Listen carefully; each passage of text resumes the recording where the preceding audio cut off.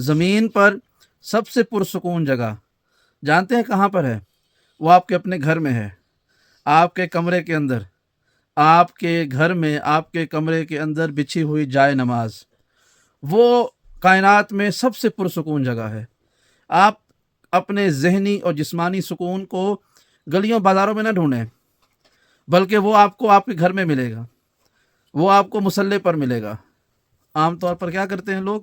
جلدی جلدی نماز پڑھی، یہ بھاگ دوڑ کے وضو کیا، 4 رکعت کی نماز 2 منٹ میں پڑھ کے یہ تسبیح پڑھی اور یہ جا وہ جا، گویا کوئی احسان کرنے آئے تھے۔ نہ تاکیبات یا کوئی تاکیبات پڑھ بھی لے تو وہ بھی جلدی جلدی پتہ بھی نہیں ہوتا کیا پڑھ رہے ہیں، اگرچہ ان کا اپنا اجر موجود ہے، لیکن پتہ تو ہونا چاہیے نا کہ ہم کیا پڑھ رہے ہیں، خدا سے کیا مانگ رہے ہیں۔ تو اگر آپ چاہتے ہیں کہ سب سے پرسکون جگہ پر آپ کا وقت گزرے تو وہ آپ کو پھر گھر کے مصلی پر بیٹھنا پڑے گا۔ کیوں؟ اس لیے کہ یہ وہ جگہ ہے جہاں پر آپ اللہ سے بات کرتے ہیں، اللہ آپ سے بات کرتا ہے، اور وہ مولا کائنات سے منسوب قول بھی ہے۔ فرمایا کہ اگر تم چاہتے ہو کہ تم اللہ سے بات کرو تو تم نماز پڑھو، اور تم چاہتے ہو اللہ تم سے بات کرے تو پھر تم قرآن پڑھو۔ تو مصلی پر یہ دونوں کام ہوتے ہیں کہ آپ اللہ سے بات کرتے ہیں، اللہ آپ سے بات کرتا ہے، اور جسے اللہ جواب دے دے۔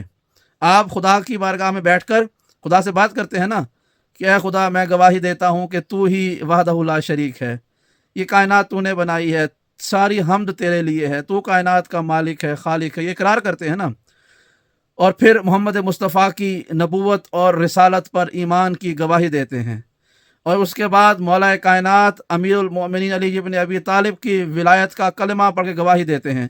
تو جب آپ یہ سب کچھ اللہ کی بارگاہ میں کرتے ہیں، اللہ کو گواہ بناتے ہیں، تو خدا بھی آپ کو جواب دیتا ہے، اور کتنا خوش نصیب ہوگا وہ فرد جسے اللہ جواب دے۔ آپ کہیں کہ اے خدا، میں گواہی دیتا ہوں کہ تو وحدہ لا شریک ہے، سوچیں خدا جواب دے کہ ہاں اے میرے بندے، مجھے پتہ ہے کہ تو گواہی دیتا ہے کہ میں وحدہ لا شریک ہوں۔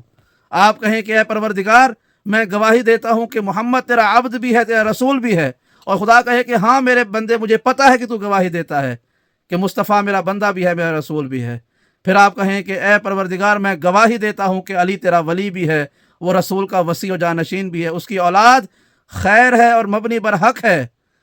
تو خدا کہے گا کہ ہاں میں جانتا ہوں کہ تو دل سے گواہی دیتا ہے کہ علی اور اولاد علی حق پر ہے اور وہ میرے اولیاء ہیں۔ تو سوچیں جسے خدا جواب دے دے، اس سے بہتر لمحہ اور اس سے بہتر فرد کیا ہوگا؟ تو یہ جواب کہاں ملے گا آپ کو؟ مصلی پر ملے گا۔ جب آپ خدا کے سامنے گواہی دیں گے تو جواب ملے گا۔